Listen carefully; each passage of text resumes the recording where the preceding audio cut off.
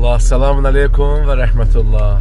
Söz verdiğimiz kimi inşallah Allah'ın lütfiyle, Əhl-i Beyt əleyhissalamın bərəkəti ilə və siz əzizlərimizin duaları ilə, dəstəyi ilə bu günlərin Qədə gecəsidir ki, ehtiyaclı ailələrə çörək paylanacaq. Yanımda Sədəm idi. Hər il olduğu için bu da yine bizdəndir. Allah ondan da razı qalsın. Allah qəbul eləsin. Amin. Təmənnasız maşın sürürlər inşallah. Allah ali dərəcədə qəbul eləsin inşallah. Amin. Allah hər birimizdən razı qalsın. Amin ya Rabbel alem.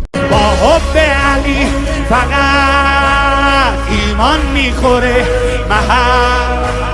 من والا علی نجا من آدا علی هلاک من والا علی نجا من آدا علی هلاک من والا علی نجا من آدا علی هلاک مولانا علی مولانا علی